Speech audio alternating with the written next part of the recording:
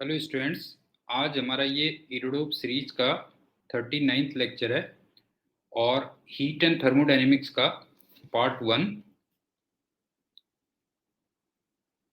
और इस वीडियो में हम लोग इरोडोप की 2.1 टू 2.10 इन प्रॉब्लम्स को डिस्कस करेंगे। लेकिन वीडियो स्टार्ट करने से पहले, वैसे तो आप जानते होंगे, लेकिन एक में थोड़ा सा आपको STP और NTP ये वर्ड काफ़ी यूज होते हैं, उनमें थोड़ा सा डिफरेंस बता देता हूँ। STP ये तुम जानते होगे, स्टैंडर्ड टेम्परेचर एंड प्रेशर होता है। तो इसमें जो टेम्परेचर होता है वो होता है 273.15 केल्विन और प्रेशर होता है 10⁵ न्यूटन पर मीटर स्क्वायर। ये तो स्टैंडर्ड टेम्परेचर एंड प्रेशर हो गया। और एक होता है normal temperature and pressure, NTP। तो इसमें जो टेम्परेचर होता है वो होता है 20 डिग्री सेल्सियस और प्रेशर होता है 1 एटमॉस्फेयर। और एक चीज मैं और बताऊं कि इसमें एक्चुअली ना यूनिट्स, जैसे इरोडोप में अलग यूनिट्स दी होगी, किसी दूसरी बुक में दूसरी यूनिट दी होगी, तो यूनिट का बड़ा ध्यान रखना। जैसे वॉल्यूम अगर तुम देखोगे, वॉल्यूम कहीं पे लीटर में दिया होगा, कहीं पे सेंटीमीटर क्यूब में दिया होगा, कहीं पे मीटर क्यूब में दिया होगा। इसी टाइप से प्रेशर कहीं पे पास्कल लिखा होगा, कहीं पे न्यूटन पर मीटर स्क्वायर लिखा होगा, कहीं पे एटमॉस्फेयर लिखा होगा। इसी टाइप से मास अगर देखोगे तो कहीं पे ग्राम दिया होता है, कहीं पे केजी दिया होता है। तो यूनिट का बहुत ध्यान रखना बेटा, जो है जब भी तो प्रॉब्लम्स कर रहे होगे तो यूनिट का बहुत ध्यान रखना, हीट की प्रॉब्लम्स में स्पेशली। अब हम वीडियो स्टार्ट करते हैं। सबसे पहला क्वेश्चन, एक कंटेनर में आइडियल गैस है और इसका वॉल्यूम ये दिया हुआ है और टेम्परेचर ये दिया हुआ है और कुछ पोर्शन ऑफ गैस ये बाहर निकल जाता है, तो प्रेशर इतना डिक्रीज हो जाता है। तो तुम्हें मास ऑफ रिलीज्ड गैस निकालना था और गैस की डेंसिटी नॉर्मल कंडीशंस पे इतनी देर की थी। दोबारा देख लो, वॉल्यूम दिया था, आइडियल गैस दी थी, टेम्परेचर दिया था और उसमें से कुछ गैस बाहर निकल जाती है। तो प्रेशर में तुमसे कहता है कि 0.78 एटमॉस्फेयर का डिक्रीज हो जाता है। तो तुम्हें कितनी मास ऑफ गैस बाहर निकली ये निकालना था और गैस की डेंसिटी तुम्हें नॉर्मल कंडीशंस पे 1.3 ग्राम पर लीटर ये दे रखी थी। तो सुनो, आप एक बात बताओ, PV इक्वल टू NRT हम ये लिखते हैं और N को हम M/M लिखते हैं, RT। इसका मतलब यहां से जो M आया वो देखना क्या आया बेटा, जो है ये आया MV/RT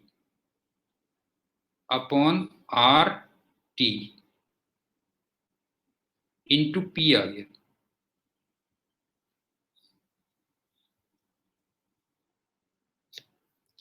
अब इसमें क्या है देखो, इस एक्सप्रेशन में वॉल्यूम कांस्टेंट है,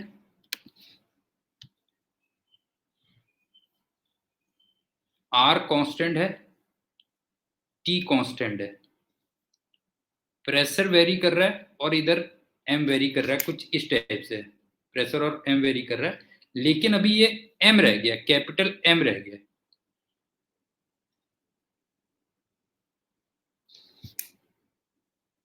तो आप ये बताओ कि नॉर्मल कंडीशंस पे डेंसिटी को चलो मैं रो नॉट कह देता हूँ, ठीक है, जो आपको दे रखी है रो नॉट। तो रो नॉट तुम जानते होगे, रो का एक फॉर्मूला होता है ना, रो इक्वल टू होता है P M over R T. क्यों? P M over R T. तो रो नॉट इक्वल टू हो जाएगा P naught M upon R T naught.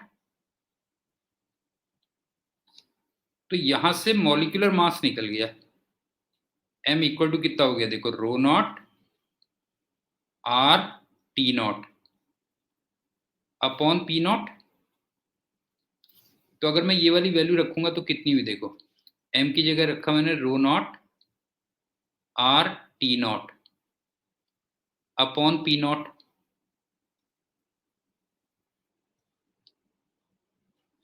V upon R T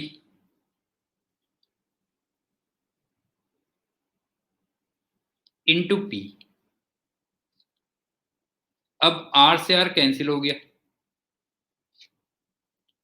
अब आप ये बताओ, ये इसमें से रो नॉट हो गया, टी नॉट हो गया और पी नॉट हो गया। ये नॉर्मल कंडीशंस में डेंसिटी, टेम्परेचर और प्रेशर है। और वी अभी कंटेनर का वॉल्यूम है, टी अभी कंटेनर का टेम्परेचर है। तो ये सारी वैल्यूज अगर तुम देखोगे तो कांस्टेंट आएंगी। अगर आप देखोगे तो rho naught T naught V upon P naught into T, अगर आप देखोगे तो ये कांस्टेंट आएंगे। तो फाइनली हमारा m निकल के आया, m इक्वल टू वो कांस्टेंट इंटू पी आ गया।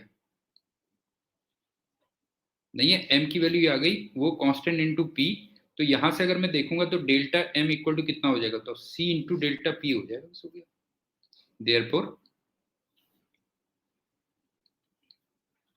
डेल्टा m की वैल्यू आ जाएगी वो कांस्टेंट इंटू डेल्टा पी। तो तुम्हें ये कांस्टेंट निकालना, बस हो गया। Find that c।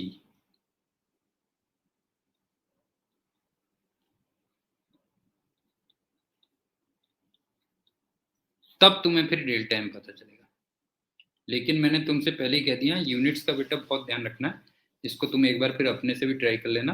मैं तुम्हें यहाँ पे कंसेप्ट देता हुआ चल रहा हूँ क्या है। एक बार क्वेश्चन दोबारा रिपीट कर दे रहा हूँ, सुन लो। तुम्हें आइडियल गैस दे रखी थी, वॉल्यूम दिया था जो फिक्स है, टेम्परेचर दिया था जो फिक्स है, और कुछ गैस बाहर निकल जाती है, तो उसका जो प्रेशर है वो 0.78 एटमॉस्फेयर ड्रॉप हो जाता है। तो तुम्हें निकालना है कि कितना मास ऑफ गैस बाहर निकल गया, और तुम्हें नॉर्मल कंडीशंस पे डेंसिटी दे रखी है।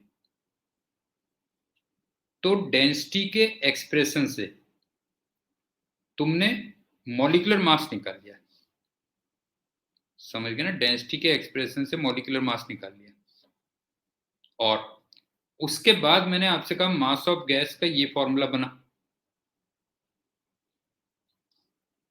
और जब तुमने इसमें मॉलिक्यूलर मास रखा तो वो कुछ इस टाइप से आ गया। तो ultimately mass of the gas equal to some constant into pressure आ गया। उस कांस्टेंट की वैल्यू आपको निकालनी है। तो यहां से फिर हमारा आ गया delta m equal to C into delta P. तो यहां से फिर हम डेल्टा m निकाल। अब चलते हैं दूसरे क्वेश्चन में।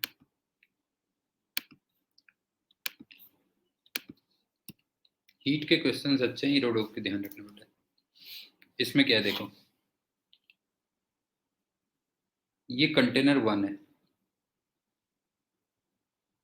और इसमें इनिशियली वैक्यूम था,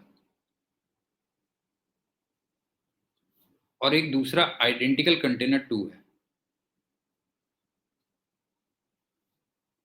और इसमें तुम्हें टेम्परेचर दिया था 27 डिग्री सेल्सियस और प्रेशर दिया था 1 एटमॉस्फेयर। और इनको तुम फिर एक पाइप से कनेक्ट कर देते हो।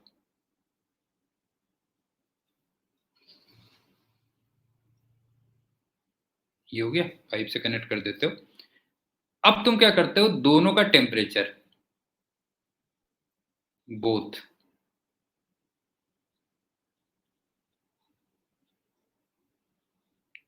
107 डिग्री सेल्सियस तक ले जाते हो।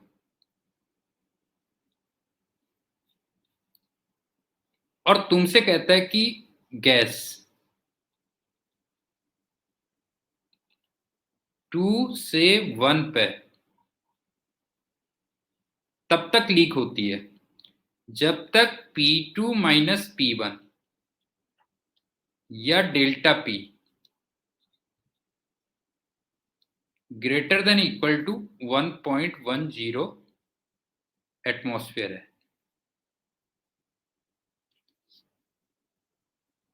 तो तुमसे कहता है कि 1 का प्रेशर इन फर्स्ट वेसल कहां तक जाएगा, मतलब एक तरीके से तुम्हें P1 फाइनल निकालना कितना होगा।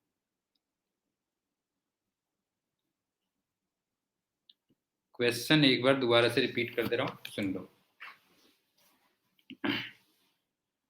1 में वैक्यूम था, 2 में 1 एटमॉस्फेयर गैस थी और 27 डिग्री सेल्सियस पे, और दोनों का वॉल्यूम सेम था, ध्यान रखना। आइडेंटिकल वैसे लिया था तो वॉल्यूम सेम था।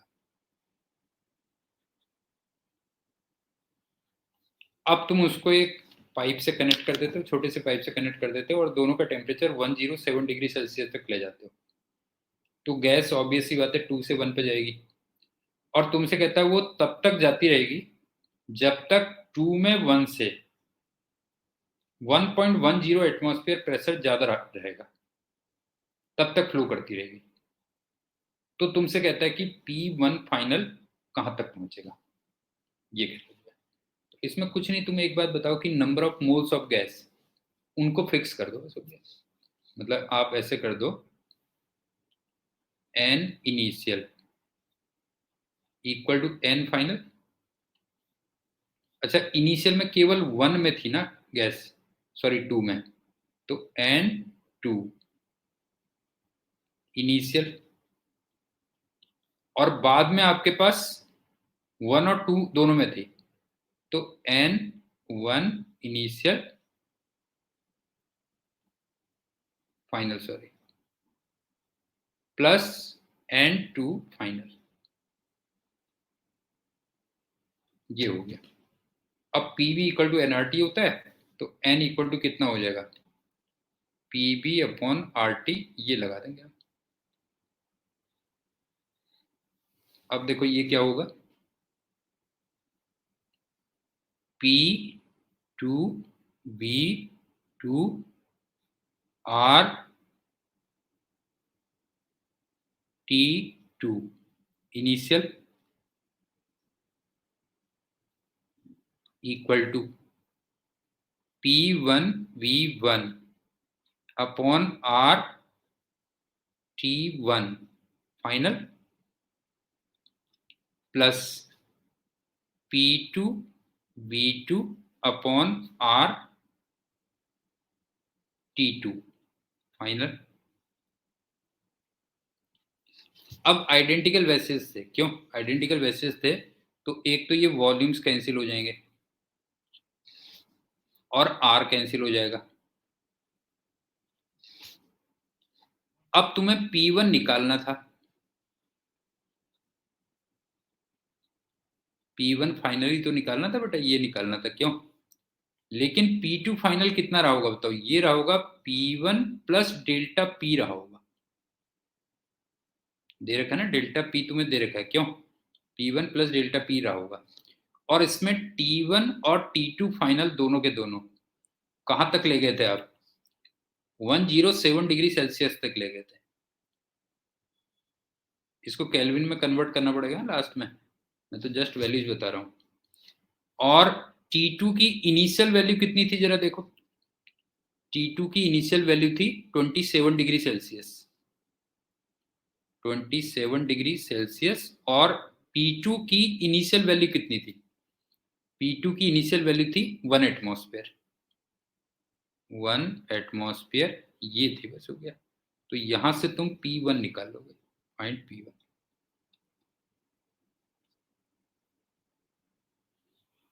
ये एब्रीविएशन से ज्यादा वो मत करना कि कई जगह मैंने P1 P2 लिखा हुआ है, उससे कंफ्यूज मत होना। जैसे क्वेश्चन में तुम्हें कहीं पे P1 दे रखा है, T1 दे रखा है, एक्चुअल में वो इनिशियल है बेटा, ये वाली चीज इनिशियल है और ये एक तरीके से फाइनल है, समझ गए ना, ये वाली वैल्यू फाइनल है, तो उनसे कंफ्यूज मत होना जो है। एक बार फिर से बता दे रहा हूँ, लेकिन वो एक्चुअल में प्रेशर इन फर्स्ट वेसल दिया था ना, तो इसको मैंने इसलिए 1 लिखा है, ध्यान से देखना, प्रेशर इन फर्स्ट वेसल इसलिए 1 लिखा हुआ है। एक बार रिपीट कर दे रहा हूँ, सुन लो। 1 में इनिशियल वैक्यूम था, 2 एक आइडेंटिकल वेसल था, मतलब वॉल्यूम सेम था, और उसमें तुम्हें टेम्परेचर और प्रेशर दिया था। फिर तुम दोनों को एक पाइप से कनेक्ट कर देते हो और दोनों का टेम्परेचर 107 डिग्री सेल्सियस तक ले जाते हो। तो मैंने तुमसे कहा गैस 2 से 1 की तरफ जाएगी, लेकिन ये तब तक जाती रहती है जब तक 2 का प्रेशर 1 से डेल्टा पी ग्रेटर है या इक्वल है कह लो। तो तुम्हें 1 में फाइनल प्रेशर निकालना था, 1 में फाइनल प्रेशर निकालना था। तो मैंने तुमसे कहा कि total number of moles of the gas वो फिक्स है, नहीं, total number of moles of the gas क्या है, फिक्स है। तो इसका मतलब L N initial equal to L final किया, और शुरुआत में केवल सेकंड कंटेनर में गैस थी और बाद में फर्स्ट और सेकंड दोनों कंटेनर में गैस आ गई, ये हो गया। और एक चीज का और ध्यान रखना कि अगर 1 में फाइनल प्रेशर P1 लिया हुआ है, तो फिर 2 में तुम final pressure P1 plus delta P लिखोगे, 2 में फाइनल प्रेशर लिखोगे P1 प्लस डेल्टा पी, तो वहां से P1 निकाल। अब चलते हैं अगला क्वेश्चन।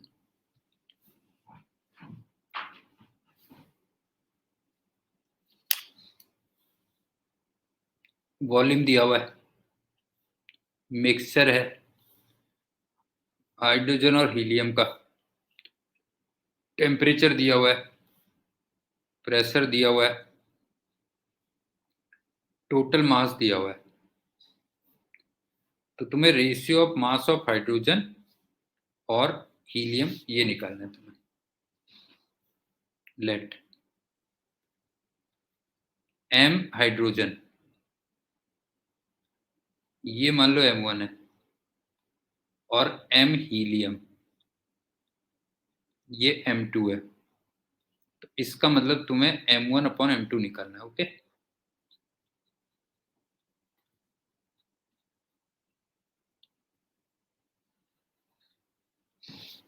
अब सिंपल सी बात है कि M1 प्लस M2 मिलके वो 5 ग्राम है। यूनिट का मैंने पहले ही तुमसे बोल दिया, यूनिट का ध्यान तुम रखोगे बेटा, जो है ये हो गया। उसके बाद P V equal to NRT या N1 प्लस N2 आरटी हो गया।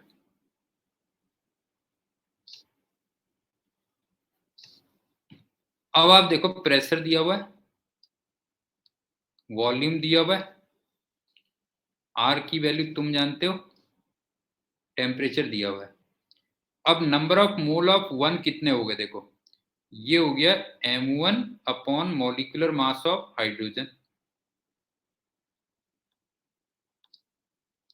और N2 कितना हो गया, M2 upon molecular mass of helium.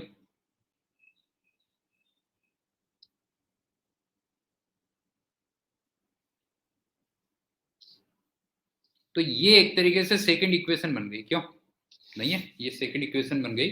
तो यहां से तुम M1 और M2 निकाल लेना, उसके बाद M1 अपॉन M2 निकाल लेना। तो इन दो इक्वेशंस को सॉल्व करके फाइंड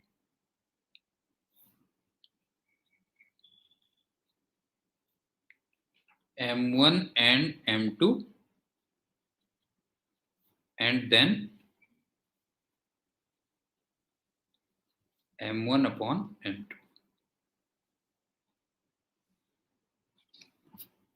आई थिंक समझ में आ गया होगा, एक बार दोबारा देख लो। मिक्सचर ऑफ गैस है, हाइड्रोजन और हीलियम, दोनों का कंबाइंड मास 5 ग्राम दिया हुआ है, और प्रेशर दिया हुआ है, टेम्परेचर दिया हुआ है, वॉल्यूम दिया हुआ है।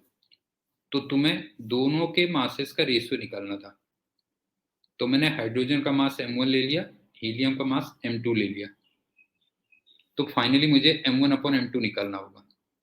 तो पहली इक्वेशन बनी M1 plus M2 equal to 5 ग्राम, दूसरा PV इक्वल टू NRT, और N में मैंने लिख लिया N1 प्लस N2, और N1 को लिख लिया M1 upon molecular mass of hydrogen. और N2 को लिख लिया M2 upon molecular mass of helium. तो वहां से दो इक्वेशंस हैं, दो अननोन्स हैं, तो M1 और M2 फाइंड करना, उसके बाद उन दोनों का रेशियो निकालना। अब चलते हैं अगले क्वेश्चन।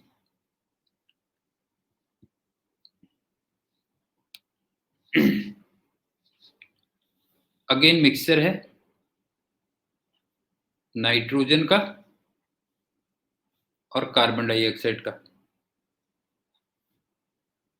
टेम्परेचर दिया हुआ है, प्रेशर दिया हुआ है,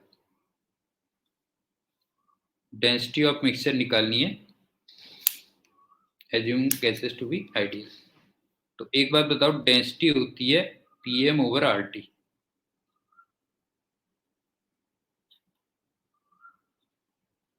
अब इसमें से देखो PRT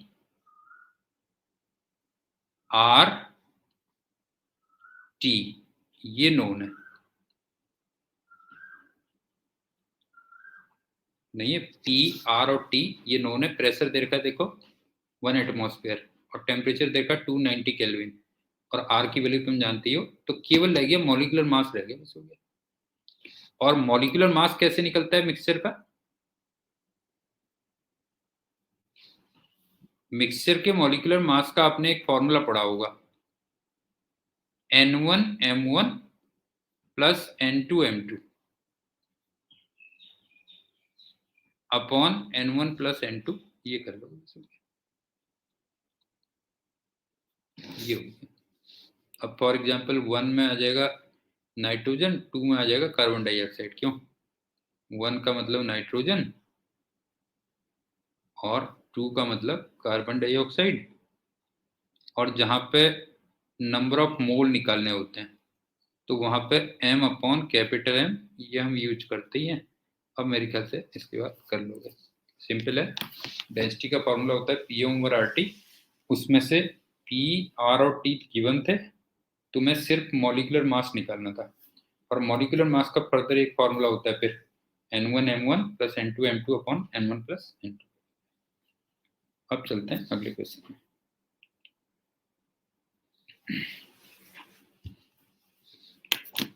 अगेन मिक्सचर है, वॉल्यूम दिया हुआ है, टेम्परेचर दिया हुआ है,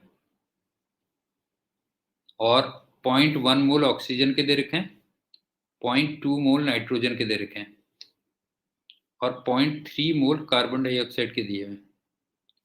तो एक तो तुम्हें प्रेशर निकालना है, ये तो अभी हमने निकाला था ना, pressure equal to PV equal to nRT, N1 plus N2 plus N3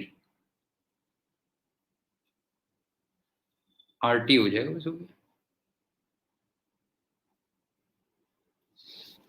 अब आप देखो वॉल्यूम दिया हुआ है, R दिया हुआ है, T दिया हुआ है, N1 N2 और N3 सब नोन है, नहीं है, सारे के सारे नोन है। तो यहां से प्रेशर निकाल लो। बार बार मैं तुम्हें रिपीट कर रहा हूँ, यूनिट का तुम्हें बहुत ध्यान रखना पड़ेगा बेटा जो है। और उसके बाद मीन मोलर मास निकालना है, इसका भी सीधे फॉर्मूला हमने लिखा ही हुआ है, तो उसी को यूज कर लेना। तो मोलर मास P क्या लिख दोगे बेटा जो है, M क्या लिख दोगे?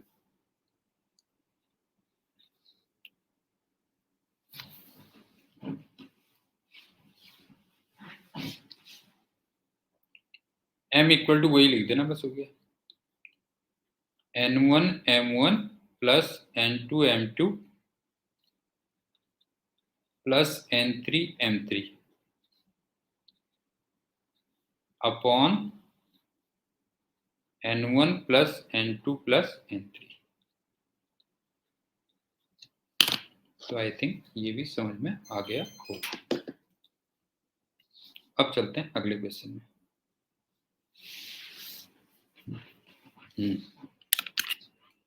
इसमें ना एक वर्टिकल सिलेंडर है,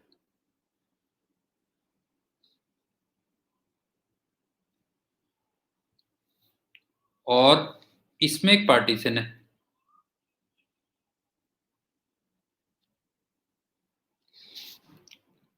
और दोनों में 1 मोल दिए हुए हैं एयर के, 1 मोल एयर के दिए हुए हैं।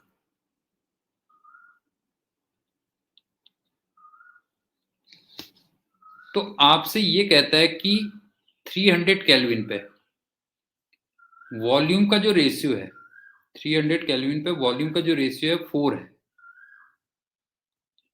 तो कितने टेम्परेचर पे वॉल्यूम का ये रेशियो 3 हो जाएगा। मतलब ये समझ लो कि ऐसे था।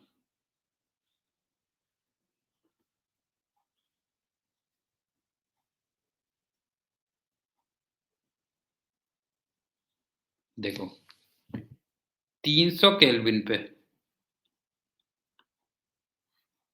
ये 4:1 का रेशियो था। इसका मतलब ये अगर V था तो ये 4V था,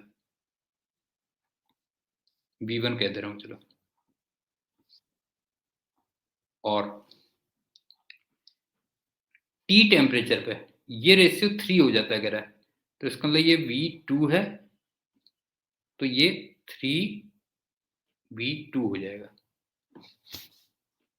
अब सुनो, तुम्हें लग रहा होगा कि 5V1 इक्वल टू 4V2 होगा ना, 5V1 इक्वल टू 4V2, ये तुम्हें इक्वेशन दिख रही होगी।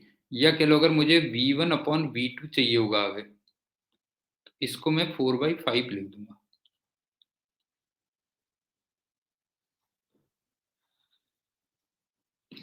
एक तो इक्वेशन ये आ गई।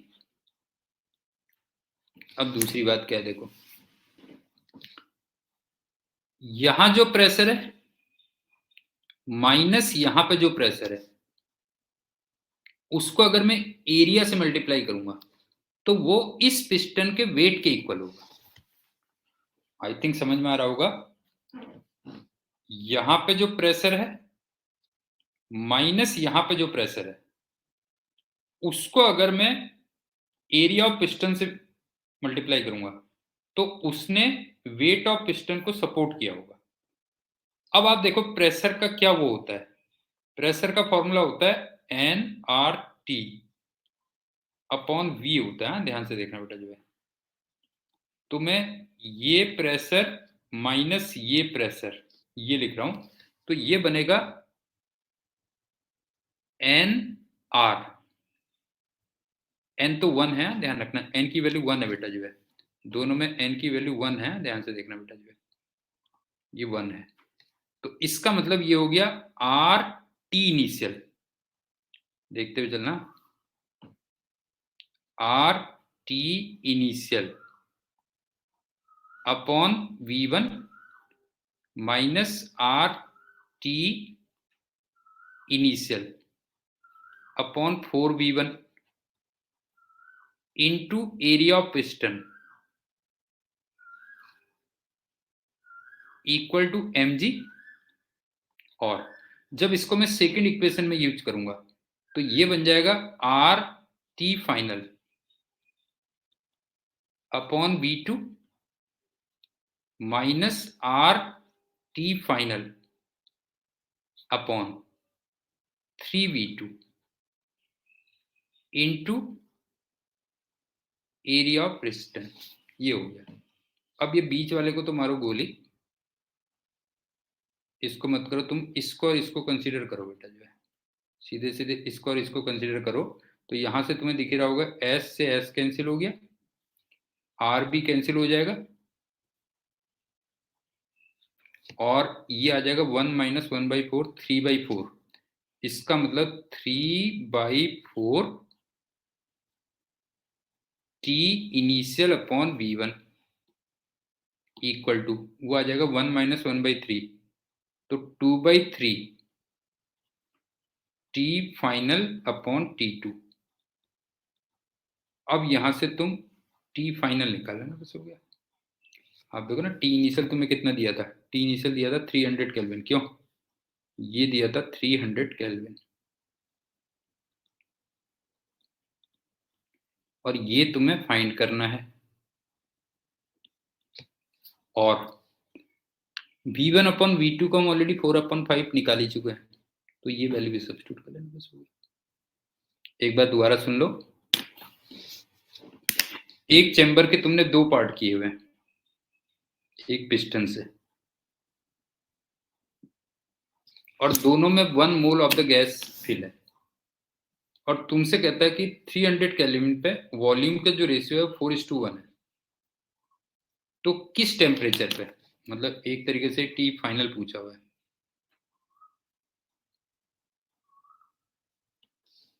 और ये टी इनिशियल दिया था,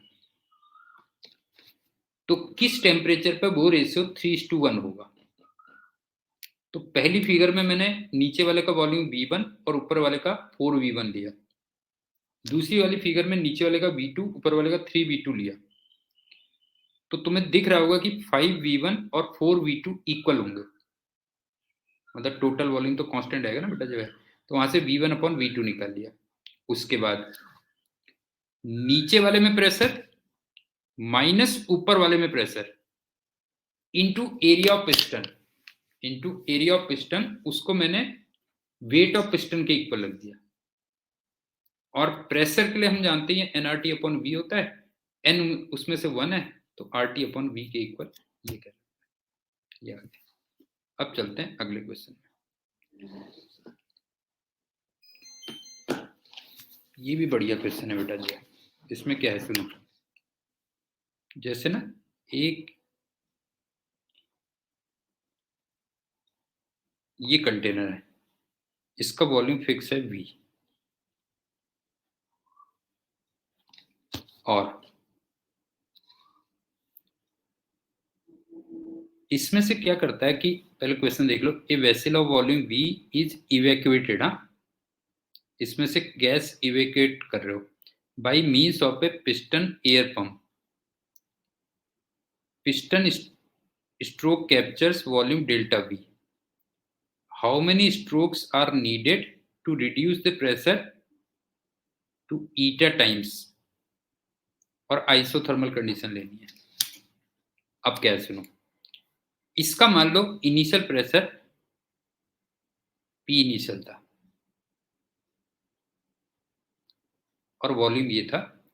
अब कुछ टाइम के बाद क्या हुआ ना, यहां से कुछ गैस बाहर निकली बेटा जो है, तो यहां पे ध्यान से देखना, यहां पे प्रेशर रह गया मान लो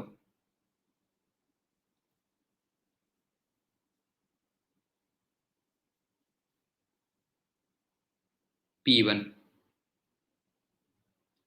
और इसका वॉल्यूम तो V ही है, लेकिन इसी P1 प्रेशर पे एक तरीके से डेल्टा V गैस बाहर निकल गई। इसको थोड़ा विजुलाइज करो बेटा जो है, वो बाहर आ गई है जो है।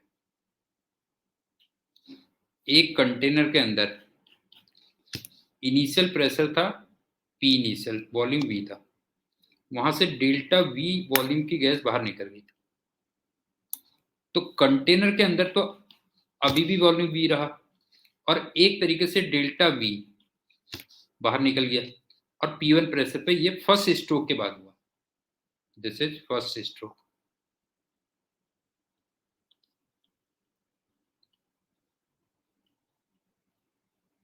अब आइसोथर्मल कंडीशन दे रखी है, तो तुम इसमें और इसमें P1 V1 equal to P2 V2 लगाओगे, इन दोनों में आप अप्लाई करोगे P1 V1 equal to P2 V2, तो देखो क्या बनेगा, P इनिशियल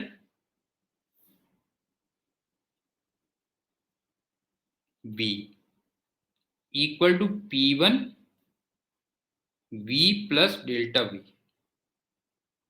ये हो गया।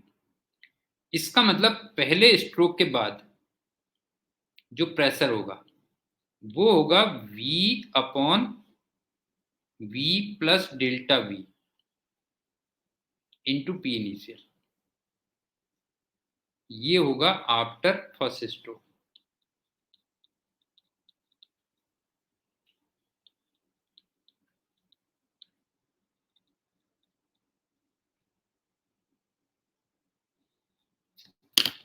अब सुनो,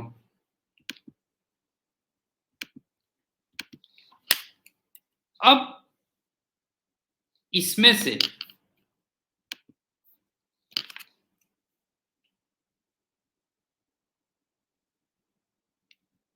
सेकेंड स्ट्रोक के बाद, ठीक है ना, इसमें से सेकेंड स्ट्रोक के बाद डेल्टा वी वॉल्यूम और बाहर निकल गया। मतलब ऐसे समझ लो कि अब इसका प्रेशर हो गया P2,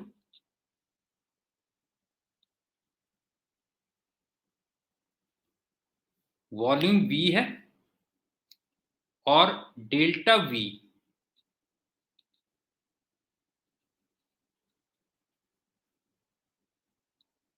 P2 प्रेशर पे बाहर निकल गया। तो अब मैं इसमें और इसमें फिर से P1 V1 equal to P2 V2 लगाऊंगा। Again P1 V1 equal to P2 V2 लगाऊंगा, तो आई थिंक समझ में आ गया होगा कि अब जो P2 बनेगा, अब जो P2 बनेगा वो बनेगा V upon V plus delta V into P1 बनेगा, या तुम कह सकते हो V upon V plus delta V इसका स्क्वायर इंटू P इनिशियल बनेगा, P इनिशियल। हाँ, तो nth स्ट्रोक के बाद, nth स्ट्रोक के बाद Pn कितना हो जाएगा बताओ? जो है Pn हो जाएगा V upon V plus delta V into इसकी power n into P initial. अब सिंपल सा है, तुम्हें ये दिया हुआ है P इनिशियल अपॉन ईटा दिया हुआ है, P इनिशियल अपॉन ईटा दिया हुआ है, तो तुम्हें n निकालना बस हो गया, फाइंड n।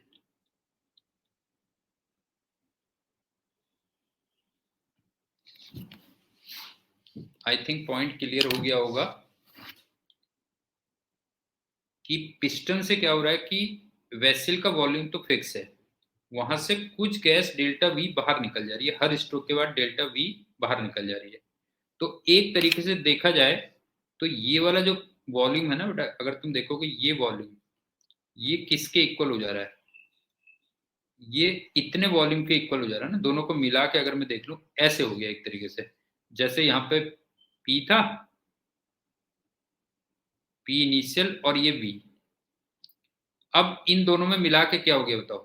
अब इन दोनों में मिला के वॉल्यूम हो गया V प्लस डेल्टा V हो गया, और प्रेशर मान लो P1 हो गया। तो ऑब्वियस सी बात है, वॉल्यूम अगर बड़ा है तो प्रेशर कम हो गया होगा ना, तो P1 less than P initial रहा होगा। और मैंने इसमें P1 V1 equal to P2 V2 apply किया, तो वहां से मैंने P1 निकाल लिया कि एक स्ट्रोक के बाद प्रेशर कितना हो गया, और उसी को फिर मैं आगे कंटिन्यू करता चला गया, और तुमसे कहता है कि कितने स्ट्रोक के बाद प्रेशर ईटा टाइम्स डिक्रीज हो जाता है। ठीक है, अब चलते हैं अगला question.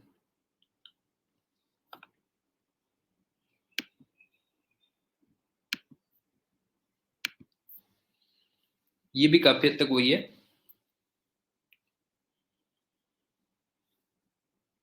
Pressure as a function of time t दिया हुआ है, ध्यान से देखना। वॉल्यूम V दिया हुआ है, इनिशियल प्रेशर P0 दे रखा है, आइसोथर्मल है, बिल्कुल वही चीज है। और जो इवेक्वेशन रेट है वो C दिया हुआ है, और इंडिपेंडेंट ऑफ प्रेशर। और इवेक्वेशन रेट का मतलब एक तरीके से D V upon D T, ये C दे रखा है, या तुम कह सकते हो dv equal to C into D T, ये दिया हुआ है।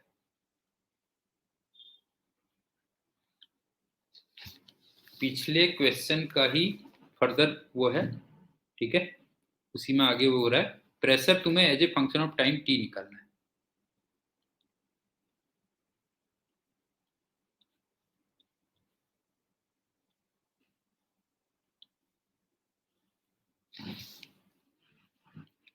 अब सुनो, मान लो किसी टाइम t पे, अच्छा वॉल्यूम V है, ध्यान रखना, इसका प्रेशर P है और वॉल्यूम V है, तो dt टाइम के बाद, आफ्टर टाइम dt,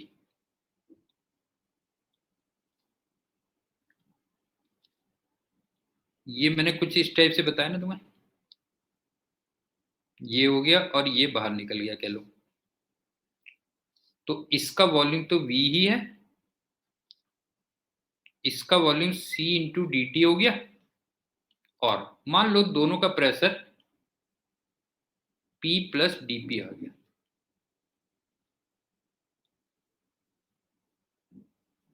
अब तुम ये मत कहना कि दिमाग में ये मत वो लगाना कि सर वॉल्यूम आपने बढ़ा दिया तो प्रेशर को कम हो जाना चाहिए था, नहीं है, और आप तो P प्लस डी पी कर रहे हो। एक्चुअल में जब हमें कोई चेंज लेना होता है ना बेटा, जो है कोई भी चेंज लेना है, जैसे प्रेशर में मैंने कहा कि कुछ चेंज हो गया, तो इनिशियली कई बार हम ये लिख देते हैं कि P प्लस डी पी, वो फिर बाद में जब इक्वेशंस बनाते हैं तो अपने आप निगेटिव आ जाता है। क्वेश्चन समझ में आ रहा है ना क्या कह रहा हूँ मैं, जो है कि तुम ये कह सकते हो कि आपने सर वॉल्यूम तो बढ़ा दिया, प्रेशर तो कम हो जाना चाहिए, और आपने P प्लस डी पी लिख दिया है। तो एक्चुअल में जब हम एक्सप्रेशन कुछ बनाने वाले होते हैं और किसी क्वांटिटी में कुछ चेंज होना होता है, जैसे x में कोई चेंज लिखना है, तो इनिशियली मैं x प्लस डी एक्स लिख लेता हूँ। अब जब तुम प्रॉपर इक्वेशंस लगाओगे तो वो अपने आप फिर निगेटिव आ जाता है, अपने आप एडजस्ट हो जाता है, तो उससे तुम चिंता मत करना। अब मैं क्या कर रहा हूँ, इसमें P V equal to P one V one equal to P two V two लगा रहा हूँ बेटा, इन दोनों इक्वेशन में वही P one V one equal to P two V two लगा रहा हूँ। तो ये क्या बनेगा देखो, P one V one equal to P two V two का मतलब V plus C D T. I think समझ में आ गया होगा, ये हो गया। अब इसको जरा ओपन कर लेते हैं, P V equal to P V plus P C D T plus V D P plus C D T और डी पी। तो ये तो हो गया कैंसिल, और इसको भी तुम नेग्लेक्ट कर सकते हो,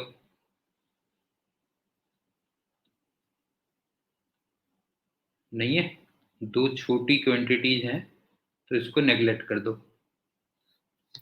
तो यहां से आप देखो ये आ गया minus D P into V, V constant है ध्यान रखना इसमें, equal to P into C, C भी कॉन्स्टेंट है, इंटू डी टी। मतलब इस इक्वेशन में देखोगे तो क्या क्या चीज कांस्टेंट है, v और c, ये कांस्टेंट है।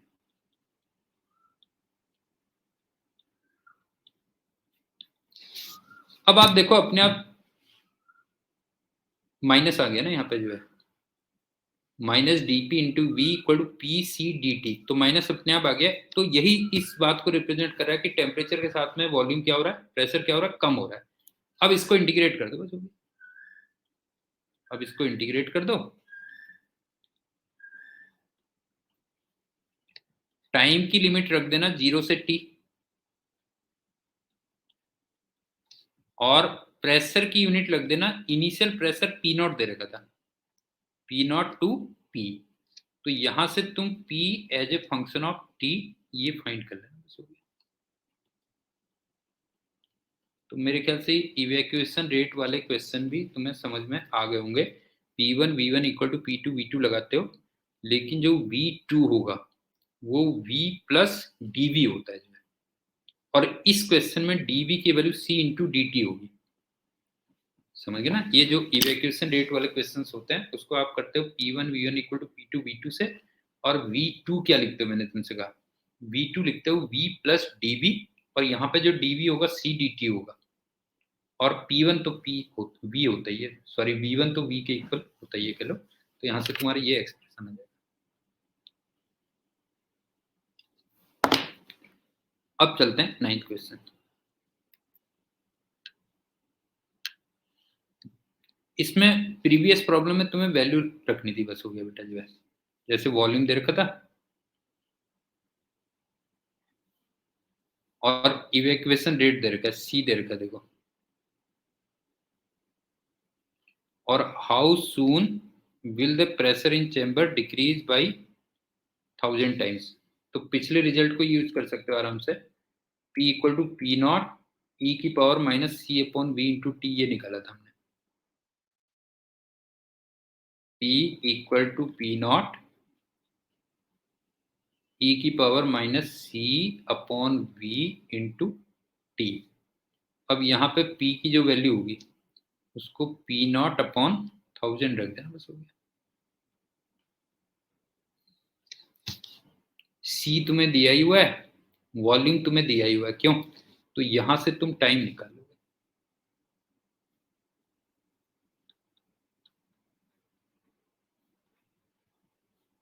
लेकिन मैं बार बार कह रहा हूँ यूनिट्स का बहुत ध्यान रखना पड़ेगा बेटा तुम्हें, जो है कहीं पे लीटर, कहीं पे सेंटीमीटर क्यूब, कहीं पे ग्राम, कहीं पे केजी एक्सेट्रा, ये भी। अब चलते हैं अगले क्वेश्चन। इसमें देखो क्या है, इन दो पिस्टन्स के एरिया में इतने का डिफरेंस है और दोनों पिस्टन का जो कंबाइंड मास है वो ये है,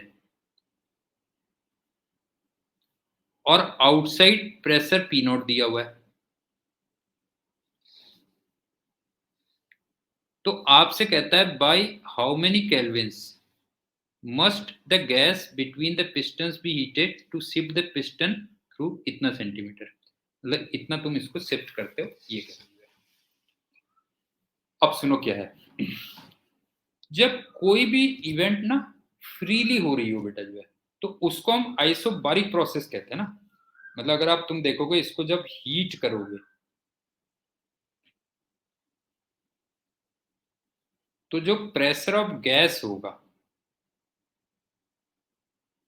जिसको मैं P कह देता हूं, ये कांस्टेंट होगा।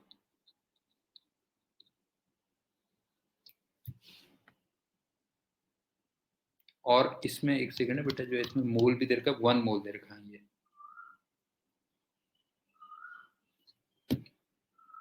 तो 1 मोल के लिए PV इक्वल टू RT। अब इसमें से P कांस्टेंट है, R कांस्टेंट है, तो मेरे ख्याल से जानते होगे P into delta V equal to R into delta T। एक इक्वेशन ये बन जाएगी।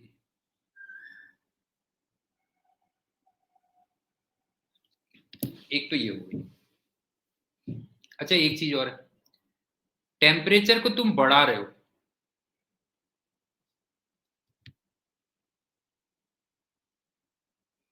हीटेड कह रहा है, ध्यान रखना बेटा, ये देखो हीटेड, टेम्परेचर को बढ़ा रहे हो तो इसका मतलब वॉल्यूम भी बढ़ना चाहिए। तो ये ऊपर को जाएगा, ध्यान रखना बेटा जो है, ये पूरा सिस्टम ऊपर को जाएगा। वॉल्यूम तभी बढ़ेगा ना जब ये ऊपर को जाएगा बेटा जो है, ये हो गया। अब जो डेल्टा V होगा वो जितना वो शिफ्ट हुआ इनटू डेल्टा S के इक्वल होगा ना। दूसरी इक्वेशन ये बनेगी अगर अब तुम देखोगे भाई, एक सिंपल सी बात देखो, ये L ऊपर चला गया मान लो, तो ये भी L ऊपर चला जाएगा। तो इसका मतलब इसमें तो ये वाला वॉल्यूम तो बढ़ गया और ये वाला वॉल्यूम एक तरीके से कम हो गया बेटा, ठीक। तो अल्टीमेटली तुम्हें दिख रहा होगा कि डेल्टा V की वैल्यू कितनी रही होगी, तो L इंटू डेल्टा एस ये रही होगी। ये हो गया। अब उसके बाद बड़ा इंटरेस्टिंग है, देखो यहां से जो प्रेशर लगा होगा, मैं इन दो पिस्टन्स को एज ए सिस्टम देख रहा हूं बेटा, ध्यान से देखना। यहां से लगा होगा P नॉट इंटू S1 कह लो, इसको मैं 1 कह देता हूं मान लो। और यहां से जो प्रेशर लगा होगा वो P नॉट इंटू S2 लगा होगा, लेकिन तुम्हें S1 बड़ा दिख रहा होगा। क्यों S1 बड़ा दिख रहा होगा? इसका मतलब एक नीचे को इस सिस्टम पे प्रेशर आ गया, प्रेशर फोर्स आ गया P not into delta S, और दोनों का वेट भी नीचे को आ गया M इंटू जी। अब चलते हैं P पे, इधर से लगा हुआ है P इंटू S1 और इधर से लगा हुआ है P इंटू S2, लेकिन अगेन S1 बड़ा है तो यहां से नीचे से ऊपर को जो लगा होगा वो लगा होगा P इंटू डेल्टा एस, ये लगा होगा। तो तीसरी इक्वेशन क्या बनेगी बताओ जो है, तीसरी इक्वेशन बनेगी P into delta S equal to M G plus P naught into delta S. बस इन तीनों इक्वेशन को सॉल्व कर लोगे तो तुम्हारा आंसर इन तीनों से आ जाएगा। कंसेप्ट एक बार दोबारा बता दे रहा हूं, सुन लो। जब भी कोई ना फ्री एक्सपेंशन टाइप का चीज होता है तो उसमें हम प्रेशर को कांस्टेंट लेते हैं। तो इसका मतलब यहाँ पे प्रेशर ऑफ द गैस क्या होगी, कांस्टेंट होगी। और तुम्हें 1 मोल दिया हुआ है ऑलरेडी, तो P V equal to R T लगा सकता हूं मैं। अब इसमें पी और आर कांस्टेंट है, तो फिर इतनी तुम मैथ जानते हो कि P delta B equal to R delta T होगा। दूसरी बात, टेम्परेचर को बढ़ाना है तो वॉल्यूम भी बढ़ेगा, तो वो पूरा सिस्टम ऊपर को जाएगा। और वो एल दे रखा है कि कितना ऊपर जाएगा, तो फिर जो चेंज इन वॉल्यूम होगा वो एल इंटू डेल्टा एस हो जाएगा। ये दूसरी इक्वेशन हो गई। और तीसरी इक्वेशन बस इंपॉर्टेंट थी, वो देख लेना। मैंने दोनों पिस्टन्स को एज ए सिस्टम देखा था बेटा। ये था ना, ये जैसे था ये और ये, इन पे देखा था, ध्यान से देखना। इन पे नीचे का तो आया एम जी। दूसरा, यहां से लगा P naught into S one, और यहां से लगा P naught into S two. लेकिन एस वन बड़ा है, एस वन बड़ा है, तो नीचे को कितना आ गया बताओ, नीचे को आ गया पी नॉट इंटू एरिया का जो डिफरेंस है ये हो गया। अब गैस पे आ जाओ, यहां से लगा P इंटू एस वन और इधर लगा P इंटू एस टू। लेकिन अगेन एस वन बड़ा है, तो इसका मतलब दोनों पिस्टन पे मिला के ऊपर को एक फोर्स आ जाएगा P इंटू डेल्टा एस। ये किया था मैंने, तो यहां से सॉल्व करो। तो आज के वीडियो में इतना ही करते हैं, और बाकी के next questions heat and thermodynamics के हम लोग अगले वीडियो में करेंगे। सो तब तक के लिए thank you and good day.